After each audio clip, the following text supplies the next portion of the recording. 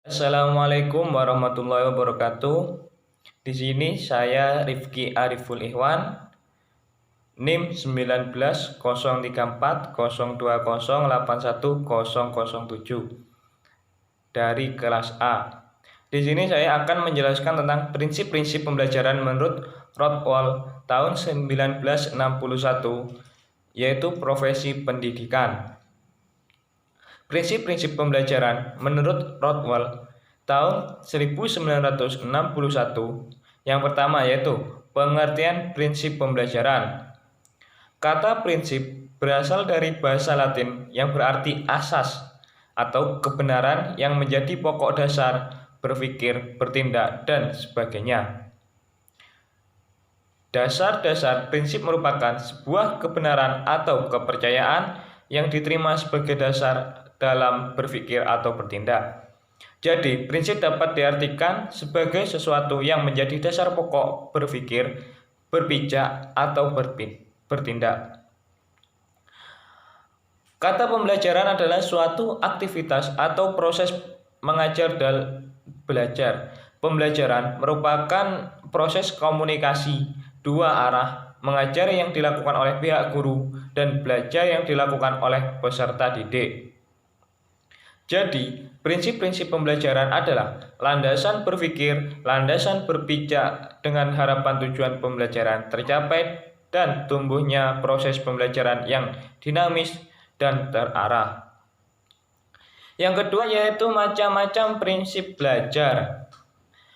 Prinsip belajar sendiri yaitu ada 10 macam. Yang pertama, prinsip kesiapan atau readiness. Proses belajar dipengaruhi kesiapan siswa. Yang dimaksud dengan kesiapan siswa ialah kondisi yang memungkinkan ia dapat belajar. Yang kedua yaitu prinsip motivasi atau motivation. Tujuan dalam belajar diperlukan untuk suatu proses yang terarah. Motivasi adalah suatu kondisi dari pelajar untuk memprakarsai kegiatan, mengatur arah kegiatan itu, dan memelihara kesungguhan. Yang ketiga yaitu prinsip persepsi. Seorang cenderung untuk percaya sesuai dengan bagaimana ia memahami situasi. Persepsi adalah interpretasi tentang situasi yang hidup. Setiap individu melihat dunia dengan caranya sendiri yang berbeda dari yang lain. Persepsi ini mempengaruhi perilaku individu. Yang keempat yaitu prinsip tujuan. Tujuan harus tergambar jelas dalam pikiran dan diterima oleh para pelajar pada saat proses terjadi. Tujuan ialah sasaran khusus yang hendak dicapai oleh seseorang. Yang kelima yaitu prinsip perbedaan individual. Proses pengajaran semestinya memperhatikan perbedaan individual dalam kelas dapat memberi kemudahan pencapaian tujuan belajar setinggi-tingginya. Pengajaran yang hanya memperhatikan suatu tingkat sasaran akan gagal memenuhi kebutuhan seluruh siswa. Yang keenam yaitu prinsip transfer dan retensi. Belajar dianggap bermanfaat bila seseorang dapat menyimpan dan menerapkan hasil belajar dalam situasi baru. Apapun yang dipelajari dalam suatu situasi pada akhirnya akan digunakan dalam situasi yang lain. Proses tersebut dikenal sebagai proses transfer. Kemampuan seseorang untuk menggunakan lagi hasil belajar disebut retensi. Yang ketujuh yaitu prinsip belajar kognitif. Belajar kognitif melibatkan proses pengenalan dan penemuan. Belajar kognitif mencakup asosiasi antar unsur, pembentukan konsep, penemuan masalah, dan keterampilan memecahkan masalah yang selanjutnya membentuk perilaku baru. Berpikir, bernalar, bernilai, ideal, dan berimajinasi. Yang kedelapan yaitu prinsip belajar afektif. Proses belajar afektif seseorang menemukan bagaimana ia menghubungkan dirinya dengan pengalaman baru. Belajar afektif mencakup nilai emosi, dorongan, minat, dan sikap. Yang kesembilan yaitu prinsip belajar evaluasi. Jenis cakupan validasi tas evaluasi dapat mempengaruhi proses belajar saat ini dan selanjutnya pelaksanaan latihan evaluasi memungkinkan bagi individu untuk menguji kemajuan dalam pencapaian tujuan.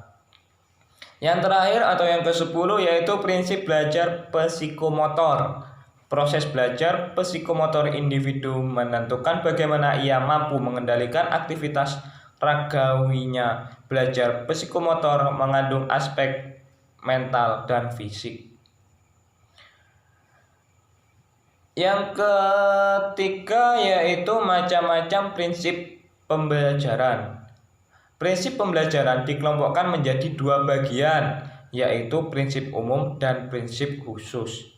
Yang pertama yaitu prinsip umum. Prinsip pembelajaran yang dapat diperlakukan atau berlaku untuk semua mata pelajaran di suatu sekolah atau program pendidikan. Prinsip-prinsip umum pembelajaran diantaranya sebagai berikut, yaitu yang A, prinsip motivasi, yaitu dalam belajar diperlukan motif yang dapat mendorong siswa untuk belajar. Dengan prinsip ini, guru harus berperan sebagai motivator siswa dalam belajar.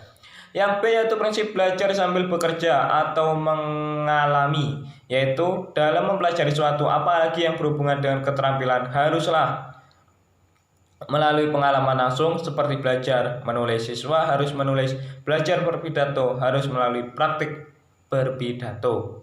Yang C yaitu prinsip pemecahan masalah, yaitu dalam belajar siswa perlu dihadapkan pada situasi-situasi bermasalah dan guru membimbing siswa untuk memecahkannya. Yang D yaitu prinsip perbedaan individual, yaitu setiap siswa memiliki perbedaan-perbedaan dalam berbagai hal seperti inteligensi, watak, latar belakang keluarga, ekonomi, sosial, dan lain-lain. Dengan demikian, guru dalam kegiatan pembelajaran dituntun memperhitungkan perbedaan-perbedaan itu. Yang kedua yaitu prinsip khusus. Prinsip khusus yaitu prinsip-prinsip pembelajaran yang hanya berlaku untuk satu mata pelajaran tertentu, seperti pembelajaran bahasa Indonesia. Setiap mata pelajaran memiliki banyak prinsip khusus. Prinsip-prinsip khusus pembelajaran bahasa Indonesia diantaranya sebagai berikut.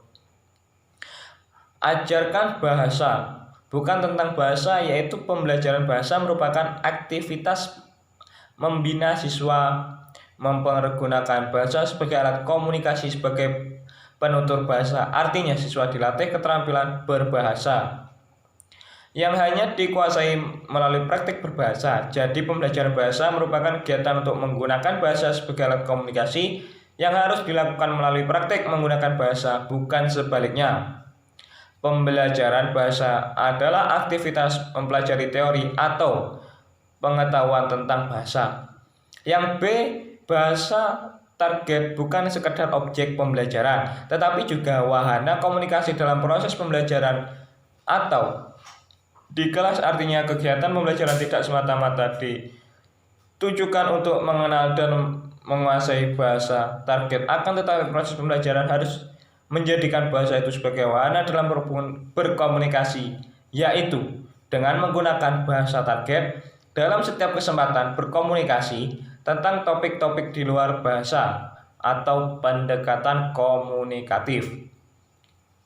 Yang C, sejauh mungkin gunakan bahasa otentik yang digunakan dalam konteks nyata sebagai sumber bahan ajar, seperti bahasa di surat kabar, bahasa nyata dalam kehidupan. Yang D atau yang terakhir yaitu setiap bahasa memiliki sistem bahasanya sendiri. Untuk itu dalam mempelajari bahasa kedua harus menjaga jangan sampai terjadi intervensi atau pengaruh bahasa pertamanya terhadap bahasa kedua yang dipelajari. Sekian presentasi dari saya. Bila ada salah mohon maaf. Billahi wal taufiq wal hidayah. Wassalamualaikum warahmatullahi wabarakatuh.